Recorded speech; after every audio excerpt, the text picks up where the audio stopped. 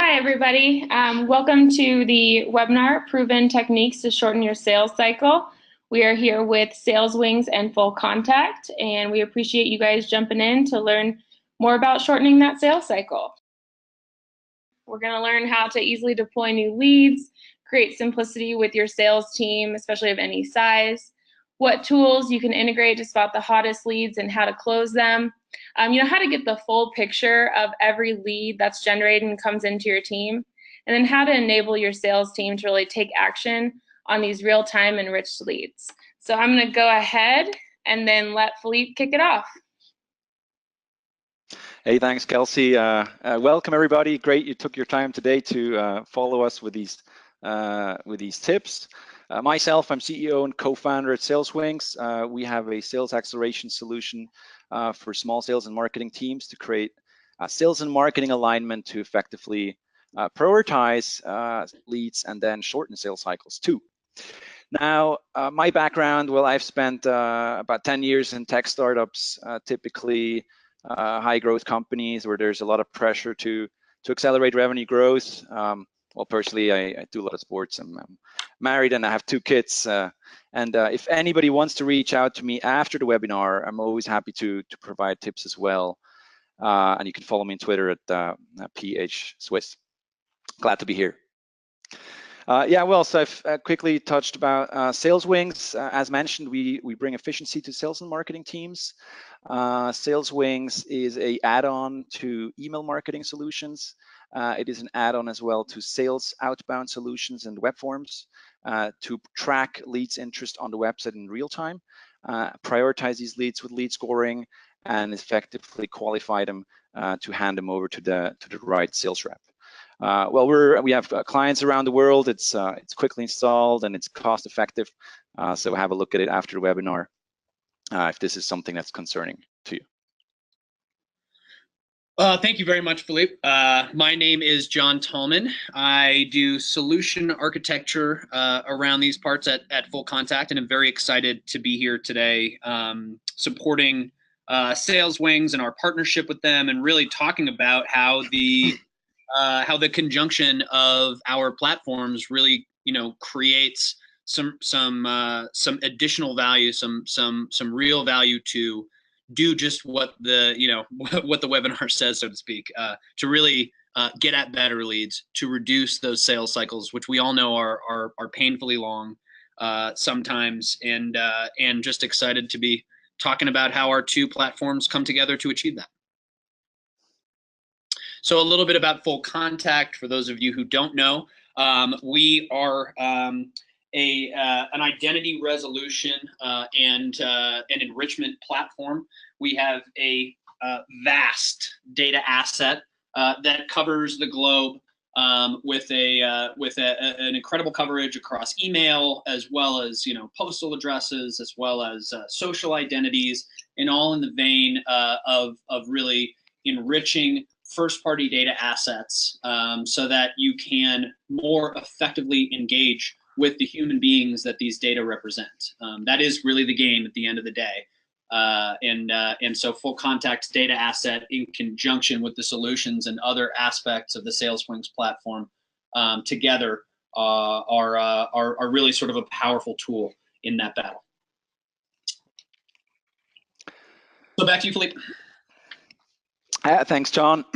So let's just quickly look at some of the challenges that sales managers and actually sales reps face in the modern days.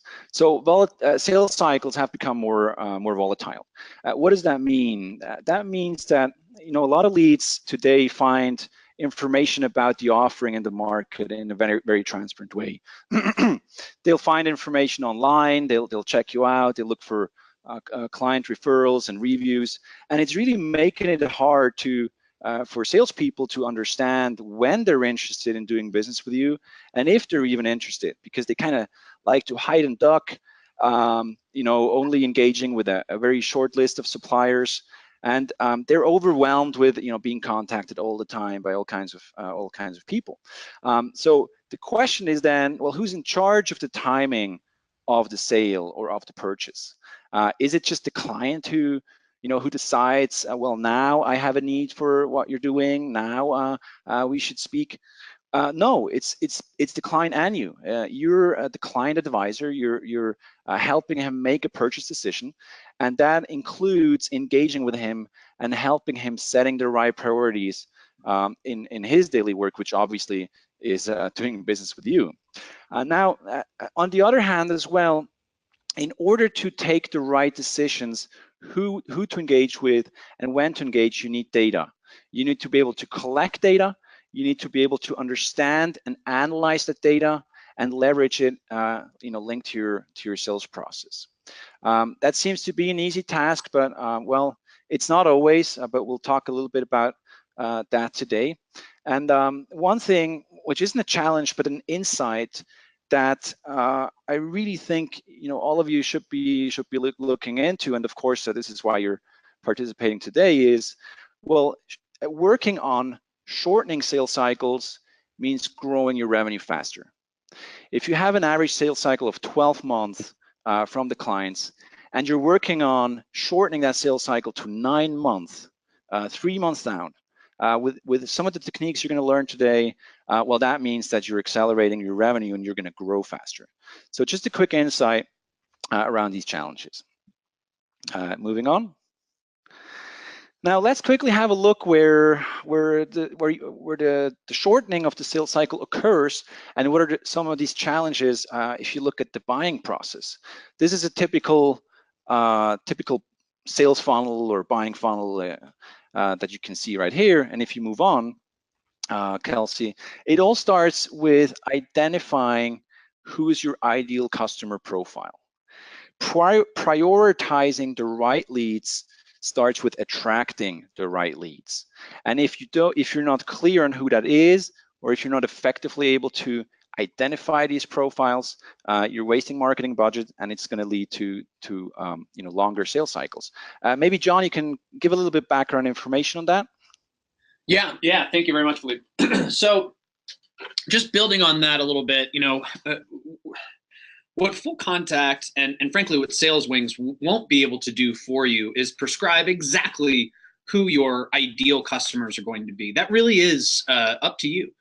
It is up to you to figure that out. And I think part of the message that you're hearing from us today is that the more emphasis you put into that part of the process and rely on others like ourselves to help with the execution, with the mechanics, the better. And so to put a finer point on and sort of building on what Philippe was saying there, once you do have a decent sense of what an ideal prospect might look like, then you really get down to the brass tacks of the data.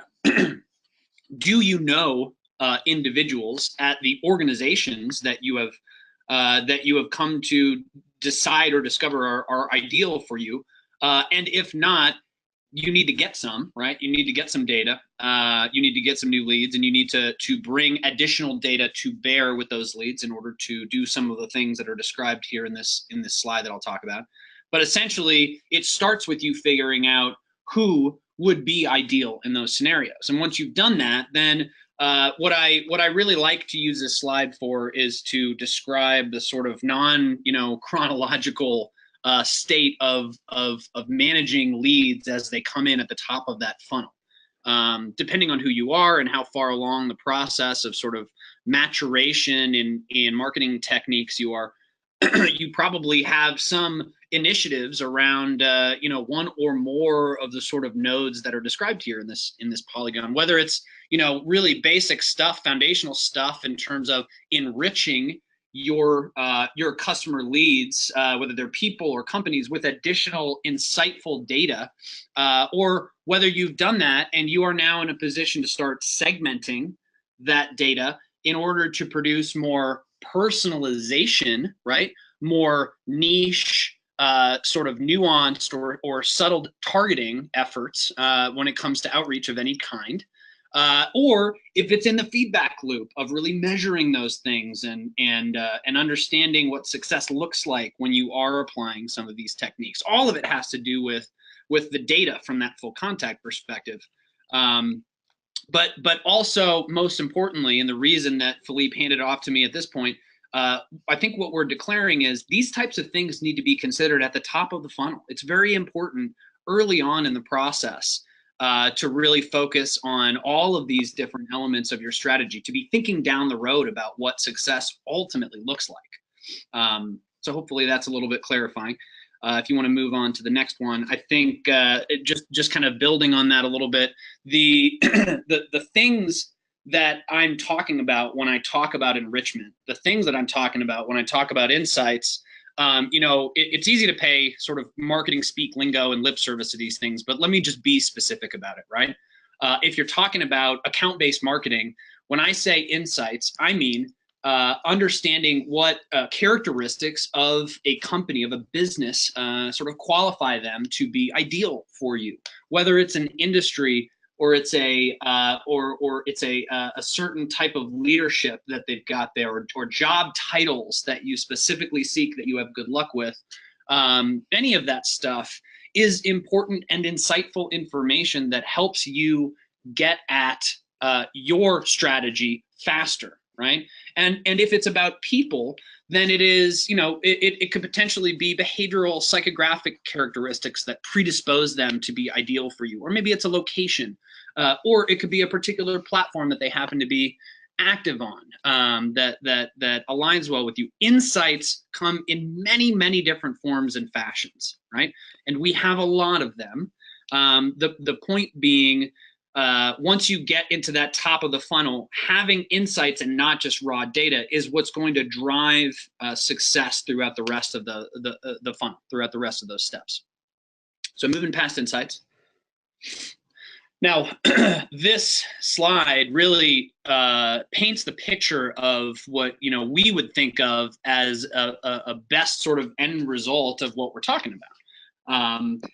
If you are in, and I think maybe that this slide describes more of a retail use case, right? Something that if you're a retailer on the line, might look relatively familiar to you, but the point of it is to sort of drive home with specificity what we're talking about. If you have leads that are coming in through the top of that funnel, and you have enriched those leads with some additional data from somebody like FullContact, then you are in a position to produce segments, right, against that known data.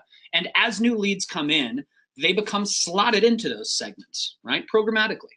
A lead enters the fray, and it is immediately plunked down into one or more segments that you have now built as a result of having access to all of this data.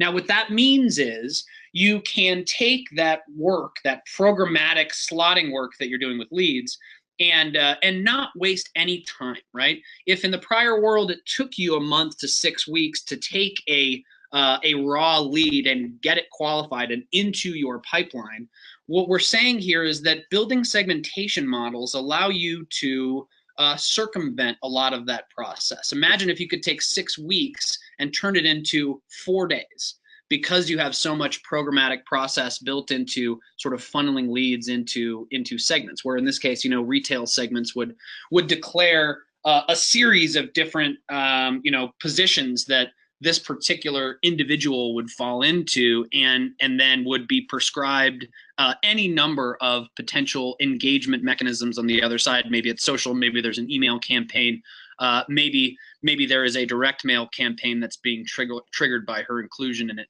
But it's really up to you and your own strategies. So, we like to talk about use cases. I think maybe the most obvious, right, that I describe in that slotting exercise would be a lookalike model, right? This is where you might be able to take a look at your existing customer base and describe or derive a set of characteristics from that data that are shared, and in doing so, you can glean a new list of potential prospects that share the characteristics of your prior one. Notwithstanding highfalutin data science, it actually is that simple. The concept is that simple at the end of the day. You're looking for shared characteristics. But what we have found, as simplistic as that might be, is that lookalike targeting actually produces results. It's not a joke. It's not an oversimplification. It really just does. It is maybe one of, when you talk about things like low-hanging fruit, look-alike targeting when it comes to account-based marketing like this is a proven and effective way to reduce the time that it takes to close a deal by simply cutting through a lot of noise that you've learned to filter out through the process. So let's move on to the next one, and let me hand it back to Philippe because I've done too much talking over the last 5 or 8 minutes. It was very interesting, and I think what I'd like to add, I can imagine there's a lot of sales managers and sales reps out there. Building a segmentation is part of your job too. And here we talk about conflicts between sales and marketing. If you're acting as one team, don't hesitate to walk over to the marketing desk and share your experience, of all the people you talk to. Tell them who's buying the most easy, the quickest. Tell them who's been more interested to hear about, something that you're selling. So sharing your insight, because you're in the front line. So sharing everything you hear with the marketing team will in return allow them to build better segments, typically lookalike segments, and then basically build these targets. Now, so conflicts between sales and marketing. If you move on to the next slide, essentially, it looks a little bit like this. We've all had it. Marketing sends leads, sales isn't happy, and even though this seems to be an emotional thing and an emotional slide, well, in real life, this impacts your performance. If we go to the next slide. There's really a lot of implications then. It just gets worse and worse. There's going to be inefficient sales actions. And if you move on to the next one, at the end, it's going to be missed revenues for you or a missed quota. Let's go to the next one and have a look, since we're technology companies on our end, but also your sales process, whatever you're doing, there is a flow of information of the leads are coming in. If you look at the left side of things, your marketing department is generating interest in different ways. As we said, they should target the right leads through email campaigns, SEO, social media, and these leads are going to come to your website. They're going to find information on the website. They'll fill in the form, and eventually they're going to drop into the CRM system. Now, in the CRM system, ideally, whether it's you or whether it's marketing operations or sales operations or the CEO, you got to quickly decide, well, which one of these leads should be prioritized and go to sales immediately. And all the other leads which are not ready to go to sales, they will move down. As you can see, they should be segmented further and targeted with email marketing campaigns to nurture and then effectively hit the right moment when the marketing lead should go back up to sales. Now, these two moments are key to prioritize well to shorten the sales cycle. Let's take the nurtured leads at the bottom. If your marketing is nurturing leads with email marketing campaigns and other kind of marketing actions, if you miss that moment to engage with the lead, well, the lead is gone to the competition. And depending on your industry, a client will buy once a year, once every 2 years, once every 3 years. So your sales cycle just got much longer. But if you're ready to engage with them at the right moment because you have the data to take that decision, then you're on spot. Now let's go to the next slide. Just for I'd say a last piece of theory here. How can to give you a basic model to say what's a good lead, most of you will notice. I really like BANT as a model. It just describes it so easily. A good lead should have the budget to work with you. What does that mean in terms of data? It means maybe the company size, maybe a recent funding round, or some other information. In terms of decision making, what is the job title of this person? What is the decision power that they have? And then, of course, moving on, the need. What is the right need? Do they have a need actually for what I'm selling? So does it match with my perfect customer profile? And the last point, which should actually be timing, that's my bad, is there an urgency? Are they really engaged in reading my website, in reading my material? and if this matches, you get a lead that's ready to engage and talk to sales. Now, getting a bit more concrete on the next slide. Again, look at the funnel that we've looked at before. As when your job is starting, and here we're really going to talk about now the sales techniques. You got to first track them and spot them. And of course, marketing can do that for you. But you as well, you can use tools like Vocus, IO, or Yesware, Cirrus to track email opens. Which leads are reading my emails? And this will enable you to prioritize a lead, maybe an email communication or a phone call to see if he's interested. SalesWings app will track leads and notify you per email, Slack, and browser when somebody's engaging heavily on your website. There's document tracking, Attach.io. There's tools specific for industries such as Intercom for software as a service, which allow you to understand and spot interested leads. Now, when it comes to prioritizing, there's different ways to do that, but from a marketing and sales alignment perspective, lead scoring is a methodology which allows you to understand when should a lead be passed on from marketing to sales, not too early, not too late. Now, what is lead scoring? If you go to the next slide, some of you have worked with it. It's simply putting a number on a lead, and it quantifies the quality of the lead in terms of, is he ready to sell, to buy? Is he matching a good profile? So we have two types of scoring, basically. We have lead profile scoring. Simply ask the question, does it match the profile, his job position, his industry, his location, and so on. And the lead score will apply points to that. And then there's the activity scoring, which is looking at, is he engaged? Does he read my content? Does he look at my documents? Visit the website?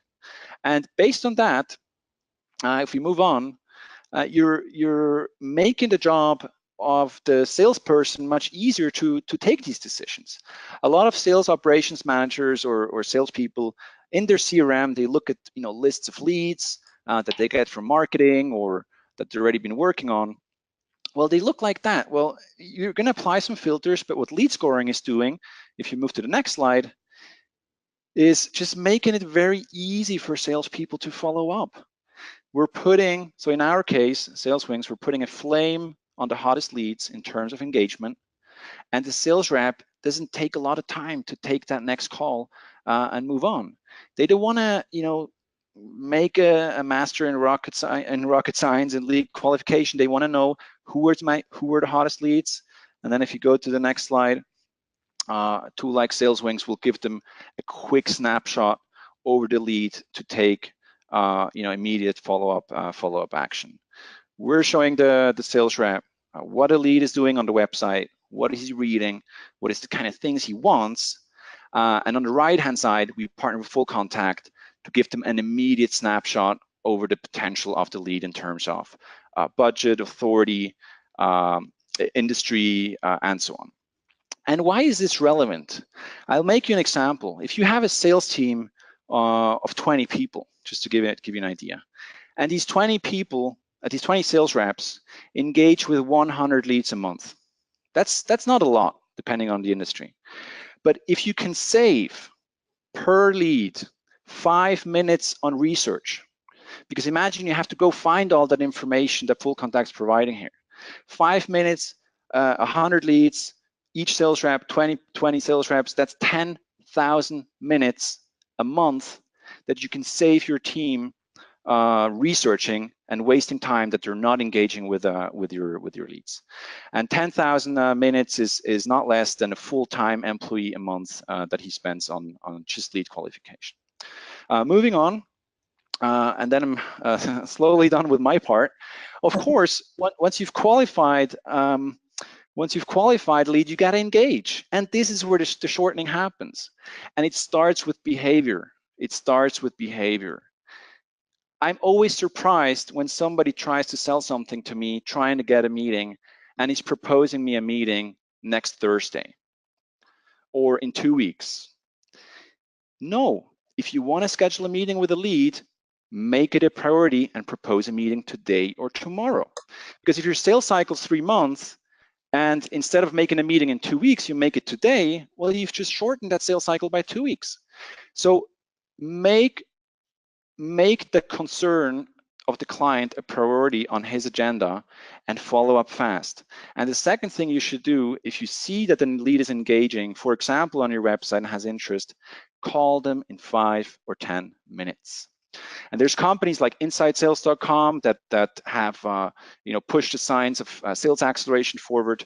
They've done research over years, and they've seen that the first sales rep to reach a lead has a 50% higher chance to win the deal.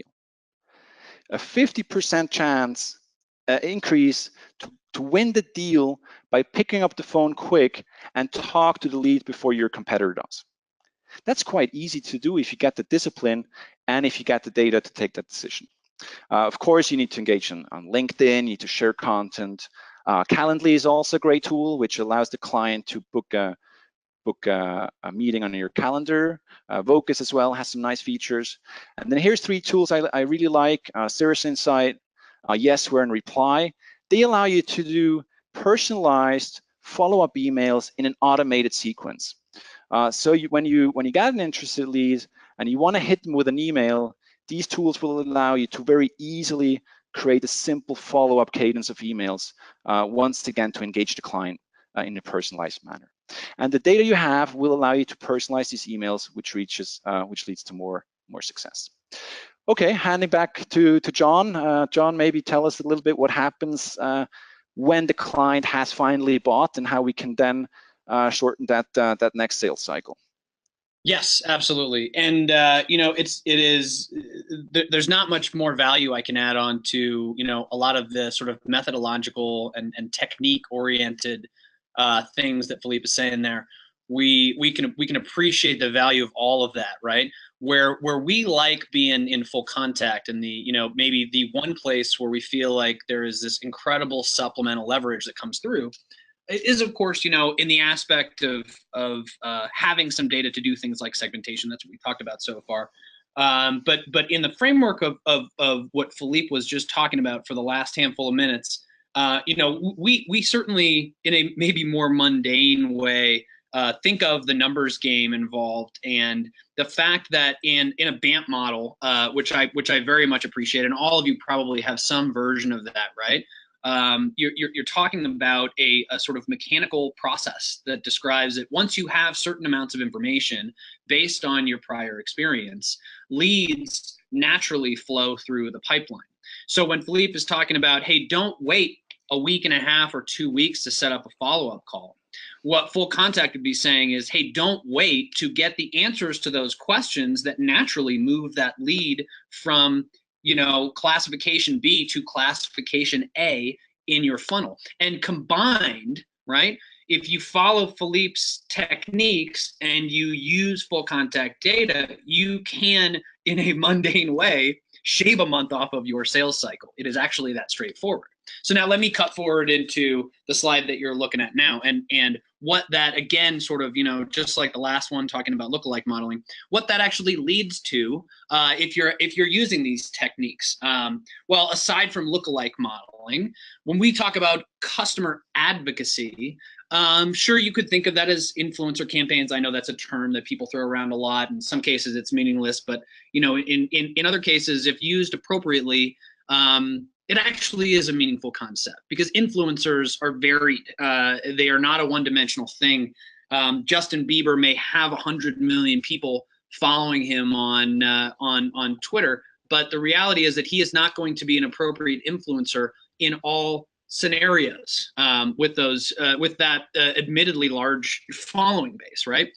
So when we talk about influence, when we talk about customer advocacy, we're not necessarily talking about celebrities. We're talking about taking and leveraging the work that you've done with existing customers and letting their good word, powered by the magic of social media, create word of mouth, right? I almost use the word campaign, but in a perfect world, if you're actually doing customer advocacy well, based on some of the methodologies that Philippe is talking about, and with the help of some data that we are talking about, essentially you can get at those individuals in your ecosystem who are both good customers and have something nice to say about you, and also are being provided with a platform upon which to say those things. And social is, from the FullContact perspective, the most varied, effective platform, just because you have so many different options, whether it's Facebook or it's Twitter, it's Pinterest, it's Instagram, it's Tumblr, it's wherever, it's Snapchat. There's an appropriate place for you to do customer advocacy outreach. And of course, as you can tell from the numbers here, the effectiveness is unquestionable. The amount of efficiency that you get back, it is unquestionable. And in the vein of everything else, having your best customers singing your praises just reduces the sales cycle on your next customer. So moving on. Awesome. So I can jump in here, John, for you. And Philippe and John, thank you so much for kind of going through all the tools and processes to help our audience shorten their sales cycle. Just to recap before we jump into some resources, what we learned today, we learned how to improve top of funnel by really understanding your leads beyond just the information that came in with a lead form or beyond the traffic that you see them going to different sites. We also learned that different tools, Philippe walked through some tools that'll help your sales team track, understand, and engage with those leads. We've kind of helped you guys create simplicity within your process and also utilizing data to really get creative on how to find and attract new leads that actually fit your target customer. So I'll go ahead and move on and just kind of let Philippe and John maybe cover just kind of what resources we'll be sending out afterwards. So John, do you want to kind of just go over these few items? Yeah, absolutely. So the use case, a picture is worth 1,000 sales. This is really going to put some a little bit of anecdotal context around some of the things we've talked about today. I always like that because it gives you a little bit more, sort of real world access here. At the end of the day, we're really trying to be pragmatic, trying to be practical here and provide some things that could have some measurable impact in this case in terms of sales cycle. So aside from the anecdotal stuff, definitely want you to have access to the data sheet, right? Just so you can understand more tactically what types of insights, what types of raw data there is here. And then, obviously, we don't just pay lip service here. The sort of shared respect, the mutual respect that FullContact and SalesWings have for each other, just sort of described in that customer story. It's worth a read. It's worth a read. It helps you understand why the two of us are here today, sort of teaming up on this. But let me hand that off to Philippe with his content. Sure, thanks, John. I also learned a few things today, John. Thanks a lot. It was very interesting. I think on my end, you'll all get this presentation with the links, so don't take screenshots right now. We have an interesting case study from a company that has an inside sales team. Was looking at quite an important number of leads coming in every day. Marketing was doing a great job, and they effectively used lead scoring to shorten the response time to the best leads, and that effectively led to a higher deal closing rate. We also have, I just wrote an article the other day on sales and marketing alignment, some tips to build great email campaign reports for the sales team. And last but not least, I have quite a comprehensive guide on SlideShare where I'm really listing all the kind of tools startups use today, and startups are usually quite top notch when it comes to adopting new technologies. I think you'll get an interesting set of sales tools in that SlideShare document. Great, awesome. So we'll go ahead and open it up for questions. I'll go ahead and start with the questions that have come in. So John, this one's probably for you. What data is FullContact capable of enriching with beyond social media profiles? Yeah, so we have two real core components to our data assets. One is a person, so we have a person data asset, and you might imagine. These are elements of enrichment around individuals, around the humans themselves. And then the other side of it is a company graph, and that is more oriented around domains and company names. On the person side, we have a real wealth of data. Of course, as you intimate there, we have the awareness of a lot of social identities and can match against those. But we also can match against emails and physical postal addresses. We have a sense of a household with individuals in it, and both individual and household sort of identifiers. But then when you get into to the data itself, the insights, we have a wealth of professional data, of demographic data. We have an incredible ontology of psychographic data that is essentially derived from the behaviors that people have on these different social platforms. And it really runs the gambit across literally thousands of different sort of categories. So on the person side, a very rich data asset to come along with just those social identities, not to mention 40 billion contact elements that we could match against. And on the company side, a little bit more of the firmographic data that you might expect. Some, certainly wherever companies have official social accounts across social platforms, and we derive a decent amount of information from that as well. But you can also expect, the basic company bio data, headquarters, location, key individuals that work there, and some person data about them, revenue, and a stock ticker if they are public, so on and so forth, Alexa rankings, that type of thing. But that's all on the company side.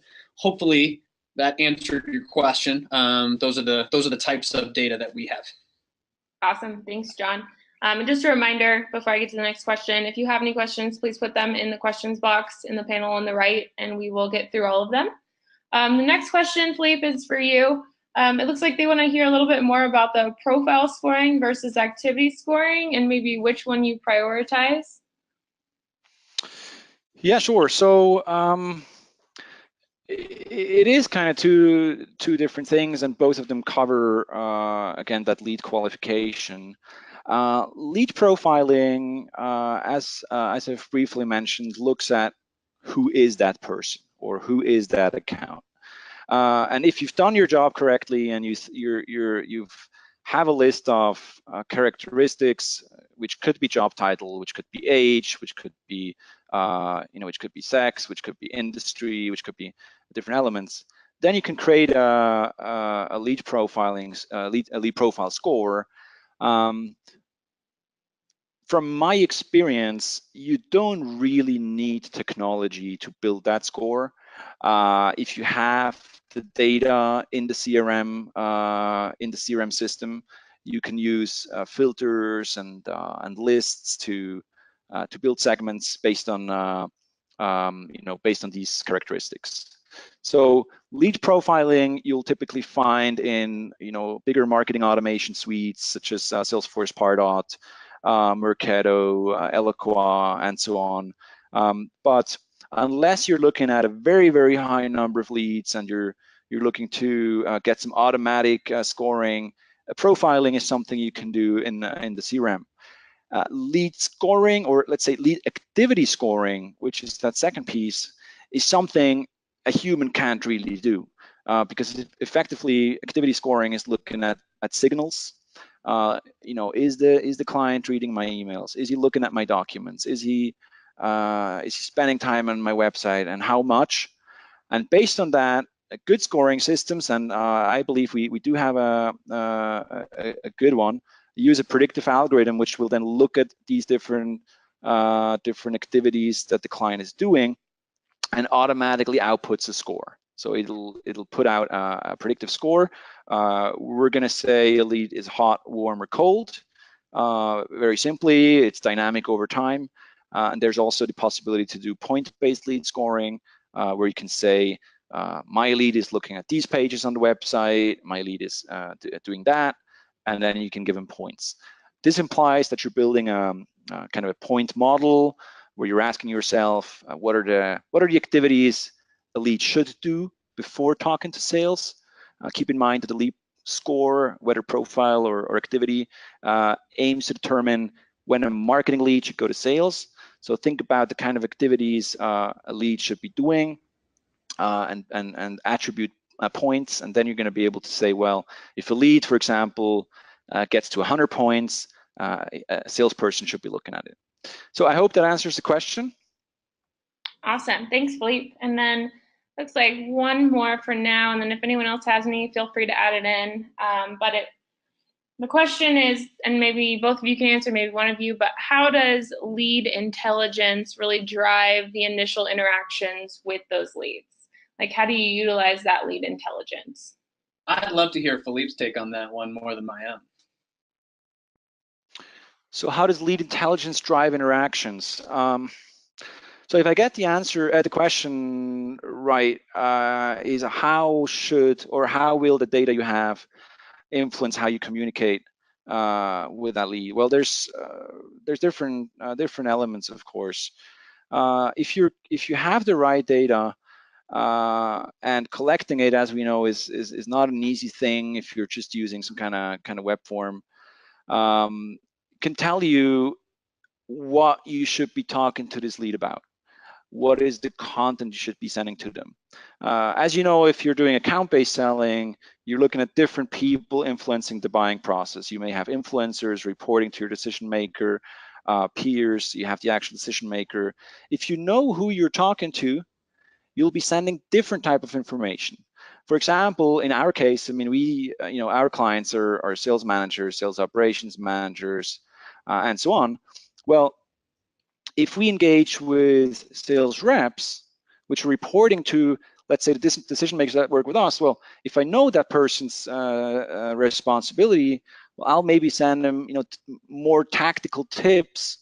I'll send more tactical tips to the sales rep, and then more strategic advice to the decision makers. So knowing who you're talking to basically allows you to personalize what you're going to talk to them or send to them. From the profile view, of course, from the interest perspective, it's the same thing. If you have different solutions, different products, you're able to identify what is the kind of reading they're doing, which pain points are they looking to solve. Then again, you can drive the conversation with different material and content. Does that? I hope that answers the question, if I understood it correctly. John, awesome. You want to add to that? Yeah, John, anything to add? No, I think look, I think the question probably was more 80% on a lot of what you just described there. Really, like the what is the response? What's the behavioral response, right? And that's really where Philippe's experience, I think, is the answer that you're looking for. The reality is, as with many other subtexts here in the conversation, we at FullContact believe that we can enable that type of behavior by giving you that underlying data up front, right? So a lot of what Philippe is talking about is differentiating. It's about differentiation in how you address and engage with people, understanding a little bit more about, even if it's something as simple as the difference in their job titles, right? Having that insight going into this decision-making process is what gives you the advantage. And so quietly behind the scenes, the more that we can sort of grease the wheels of that process, make it easier for you to take action without having to go find the data to drive that activity, the better. That is our attitude, at least. But very insightful stuff, and much appreciated. Awesome. Okay, we do have another one that popped up. So this is from Justin. I work in an industry with very traditional view of salespeople.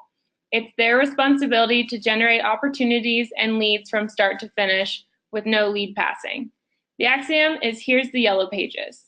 How can this tool benefit sellers who are really managing the process end to end with very small business that may be less active on social media and don't have a large corporate structure? Most of our clients are small teams. I think that, on our end, we provide the prioritization piece in terms of activity scoring. This is more interesting, I think, if you have a high number of leads. If you're dealing with leads from A to Z, I think it's very interesting just the fact to see they're coming back to the website. And I'll give you some example. I used to work for a company where we would sell online accounting software.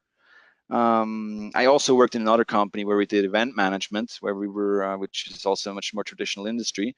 But I was engaging with a bunch of leads, and they would tell me, "Well, call me back in August." And in that respect, having that information to, that, well, they're actually in June on my website 3 times, and then I could see that they've been looking at certain pages, specific pages, which told me, well, there must be an interest right now. Allow me to call them back just on time. When it comes to getting information about these leads, understanding, just getting a link to a LinkedIn profile where you can qualify them, where you can engage on LinkedIn with them, and so on, is very, very useful. And the other thing is, John talked about lookalike audiences. I think a good exercise, no matter how many leads you have or how big your company is enrich the contacts you already have. And if you have that, you can make a picture of the clients you have, and you will find patterns and segments that you can go after, and effectively look again, find new leads. Yeah, and maybe I can build on that a little bit, because I think that actually is a perfect jumping off point to say, if you follow that, if you follow that guideline, right, what you end up at is a place where you no longer are looking at the daunting, book of the yellow pages, right? The key here is that if you follow that advice, then you end up at the end of that road with an understanding of certain characteristics that are the things that you want to seek out and look for in your next round of leads. And that might actually narrow the yellow pages down to a set of a few hundred or a few thousand companies at a time. These are much more manageable numbers for you to deal with. And once you've narrowed down based on those criteria, you're really starting to do account-based marketing in the spirit of what it is meant to be.